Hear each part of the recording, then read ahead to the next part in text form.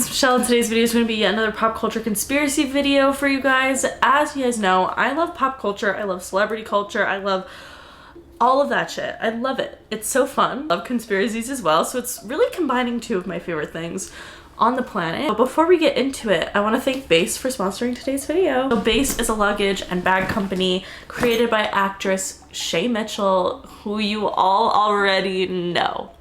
I love Pretty Little Liars. I love Shay Mitchell. People always say it's about the journey, not the destination, and they're right. And Base is all about getting you there effortlessly. Like I said, Base was created by actress Shay Mitchell. Makes sleek, affordable bags, luggage, and accessories that are designed to help you travel effortlessly while still being fashionable. Luggage has like 360 gliding wheels, which is just the most necessary thing ever. It makes going through the airport so smooth and simple, as well as a cushioned handle, which you wouldn't think, you know, seems like that big of a deal, but it really is quite nice, I will say. It makes you feel like luxurious and bougie. It's nice to have that extra little bit of comfort because traveling is already an uncomfortable situation. I just feel like we all feel like that, you know? Basic suitcases also have a built-in luggage weight indicator, which has been a lifesaver because there's been too many times where I have paid for overweight baggage, and just because I get to the airport, if it's over 50 pounds, like, I'm paying. Like, I'm not going through sorting through the fucking stuff to, you know, move it to a carry-on or whatever. Like, there's just no way. So when I have that weight indicator, I can make sure at home that it is under the weight limit. So that is great. This is the Weekender bag. I love it because of the amount of pockets this thing has. It's just got pockets on pockets everywhere. So many different zippers, as well as this whole underneath compartment that is like sectioned off from the actual bag, which I really like because if you're going on like a quick little weekend trip, you can put like your shoes in here just to like avoid getting your clothes dirty, which I am obsessed with. I love this bag. I bring it pretty much everywhere. There's just so many pockets for all of my things on the inside as well, and it's so cute. I love the neutral color. I'm obsessed. Right now, Base is actually offering my listeners 15% off of your first purchase by visiting basetravel.com/Platti. I'm obsessed. I truly am. I can't wait to get more pieces from them. They have so many different sizes and colors, and everything just looks so sleek and so cute, and I love it. Definitely go to basetravel.com/Platti to get 15% off of your first purchase. That is BEIS travel.com/Platti. Without further ado, let's get into the conspiracy theories. I feel like very Christmassy right now, and I feel like wrong that this is the background, so is it dramatic to go sit in front of my Christmas tree to film a video? I think I'm gonna. Let's get into it. So the first two are TikToks that I saw, so let's watch. Kim has gotten rid of all of her signature curves. A couple weeks ago, I saw a TikTok, and I wish I remembered who it was, but it's a conspiracy theory that Kim Kardashian is going to be the first female president. And so they're making her look very waspy. That's why she's blonde. That's why all of her curves are gone. She's been doing all the legal stuff, so she's been rubbing elbows with the right people. And that Kanye was like a soft launch of the idea if like the people would bite, and we did. So, and I know it sounds ridiculous saying out loud, but I can't stop thinking about it every single time I see all these like dramatic changes that the Kardashians are going through. And this TikToker also mentioned that they think that the only way we're ever going to have like the first female president is if the majority of the population is attracted to them. And that's like Kim Kardashian's original thing, is that she's very attractive. And I could be wrong, and the TikToker could be wrong, but ooh, that's a conspiracy theory that I just bite at. So I think that this theory is very interesting. I don't know if I think that it's true. I just feel like I don't see Kim wanting to run for president. It's not even that I feel like this theory is like wrong in the sense of, I think that everything they say kind of does add up to the idea of Kim running for president, but it's more just like after, you know, watching the Kardashians, watching all this stuff, I can't imagine Kim wanting to run for president. Like, I just feel like that would not be her vibe. But please let me know if you believe that she is going to run for president. I mean, I would be definitely interested to see how that would go. I'm not sure that she would actually do that though, but obviously she has been very interested in law and the justice system in general, so it would be not that far-fetched to see her wanting to run for president. Obviously she was married to someone who literally did think that he was running for president. So again, it's something that I see as a possibility, but I don't think that I actually believe this theory. All right, so the next TikTok talks about how vigilante shit by Taylor Swift is about Kanye West. A lot of people think a lot of Taylor's songs have to do with Kanye, just obviously because of their feud and everything that went down with them. There's like this picture of Kim Kardashian seen exiting an LA building with a mysterious manila envelope. And this mysterious manila envelope is just funny because Taylor Swift has a lyric that's like, she's seen with the envelope, like, where do you think she got it from? And so it's basically just the idea that vigilante proof is about Kanye and Taylor Swift giving Kim Kardashian some type of crazy information about Kanye that ultimately led to their divorce or led to their fighting. I don't know. I think it's interesting. I would actually like to see Kim and Taylor kind of come together at some point. I think that that would be very interesting to watch. Now that Kanye is not in Kim's life anymore, I would love to see her and Taylor, you know, work it out. Speaking of the Kardashians, we actually have a few theories about them. The next one has to do with Kylie Jenner. A lot of people have talked about so many theories regarding what has Kylie named her son. So Kylie named her son Wolf at first, but then she ended up posting that Wolf was not his name anymore, but never said what his name was. And still to this day, as I'm filming it on November 9th, 2022, we don't know the name.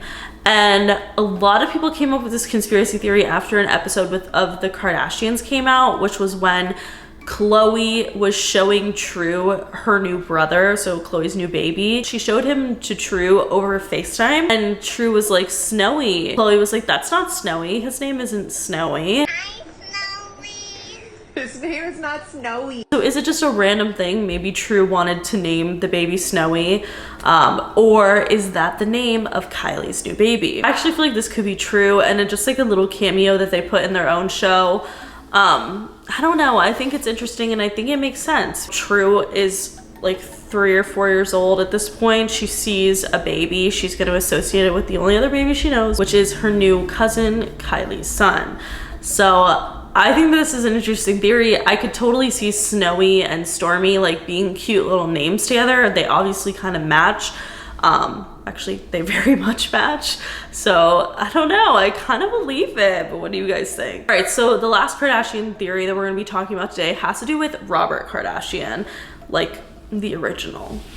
What do you say? I guess you say senior, not the original. So this has to do with the O.J. Simpson case. So the murder weapon for Nicole Brown Simpson and Ron Goldman was actually never found. People have lots of theories as to where this murder weapon is located. Something that I think is pretty interesting to note that I feel like not a lot of people talk about is about Robert Kardashian and O.J. Simpson's relationship. Like, yes, we know that they were friends before. They were good friends, family friends, even with Nicole Brown Simpson as well. And Chris and Nicole Brown Simpson were really good friends. So I think people talk about that. That's interesting and important to note.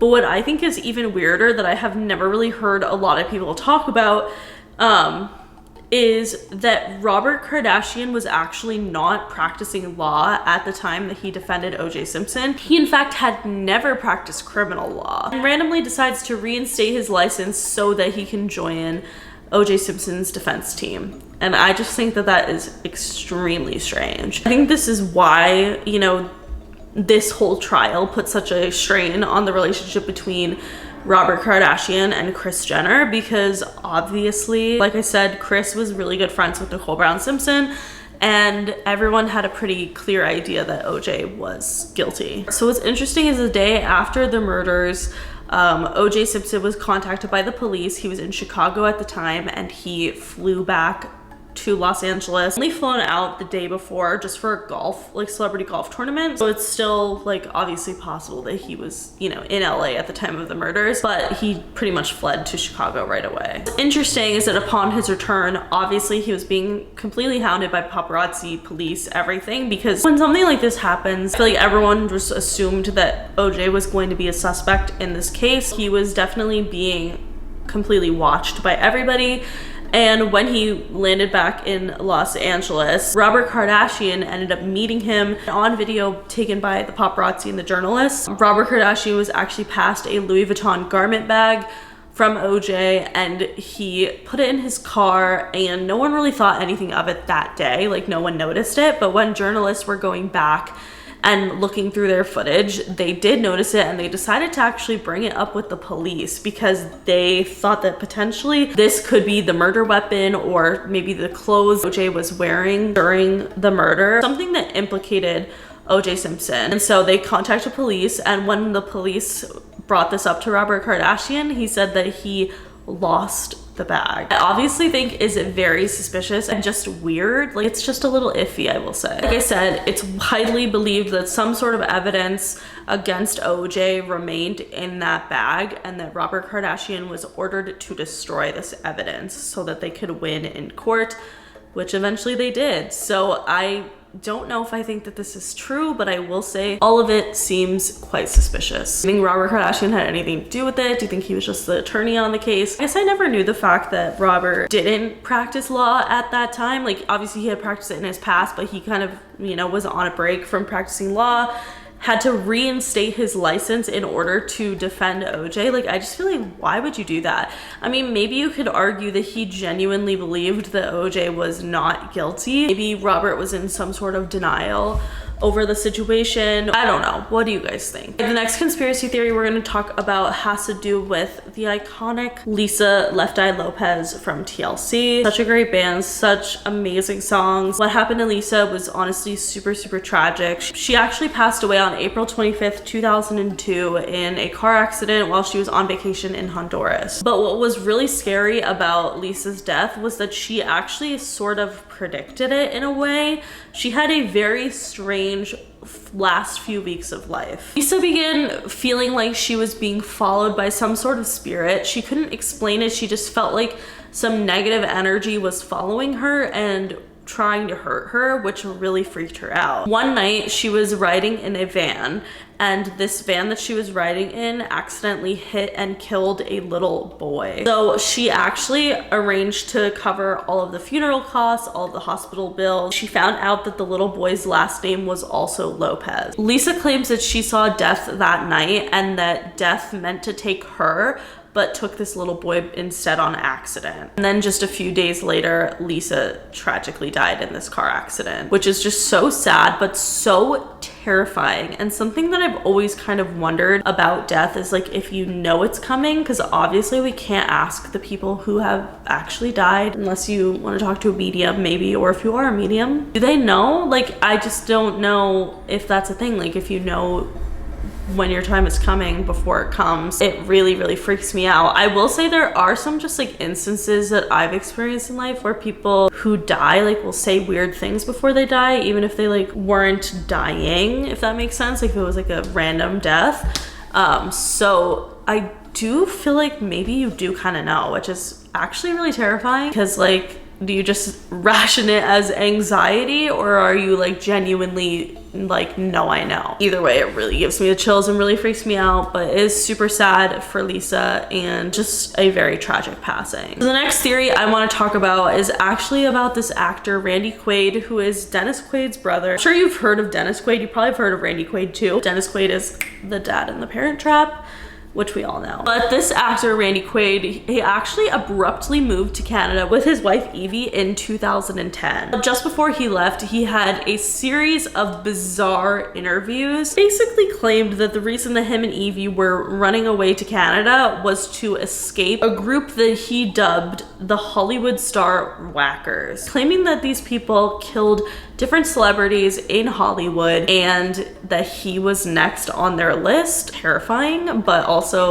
questionable if we believe it's true. There's an interview of him talking about it, and while I do feel like it is kind of convincing, it's also important to know him and his wife were kind of being accused of stuff that would have probably sent them to jail over tax fraud and stuff like that. So questionable, because obviously like there was some reason that he was trying to also escape the country. Either way, it is quite terrifying to think, because he said apparently that Heath Ledger and David Carradine were people who were killed by the Hollywood Whacker. He specifically really claimed that David was killed because he said that even his wife believed this at this point. David actually sadly committed suicide, and apparently a lot of people in his life don't believe that that's something that he would have done. Basically, Randy Quaid is claiming that this group of people in Hollywood are killing celebrities and making it look like accidents, and or creating scandals around celebrities, which I think he's hinting at for like the whole tax fraud thing. It's fake and that he didn't do anything wrong, but basically saying that these people create these scandals or kill different Hollywood stars to ruin their career. He even claims that several people that he has been friends with in the industry have either died or had their career ruined by scandals. I don't know if I necessarily think that this is true. At least the scandal part is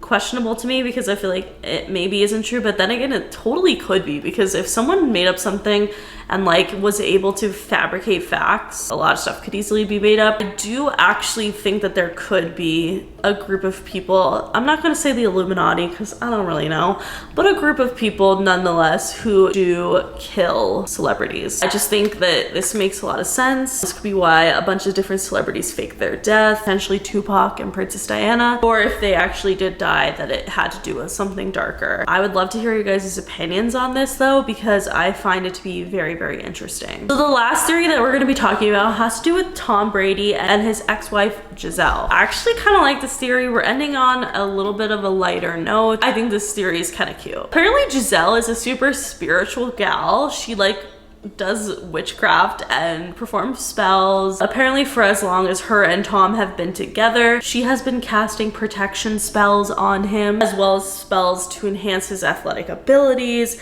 and she would give him potions. I just think that this is really interesting, but apparently they had a deal where she said to him, you have to retire at the age of 45 years old, and it was because that is a tarot number, meaning positive life changes. That was when she wanted him to retire and spend more time with his family. He did retire, but he ended up breaking his promise 40 days after retirement and returning to the NFL. Gisele and Tom Brady have gotten a divorce, and since they've gotten a divorce, people believe, since Gisele won't be casting spells on Tom anymore, some people think that she's gonna be casting bad energy on him. I feel like I don't think that. Most people don't really do that. But, well, some people maybe do, but I just feel like she seems like a nice vibe. People think that because she won't be casting protective spells on him anymore either, that he's just gonna have a terrible NFL season and be really shitty at football. I think that the series kind of fun and funky and fresh. Like, I never knew that Gisele was like into witchcraft and all that stuff, so I think that's pretty cool. That is it for today's video. I don't really like know what would be playing good football or bad football, so like I can't really determine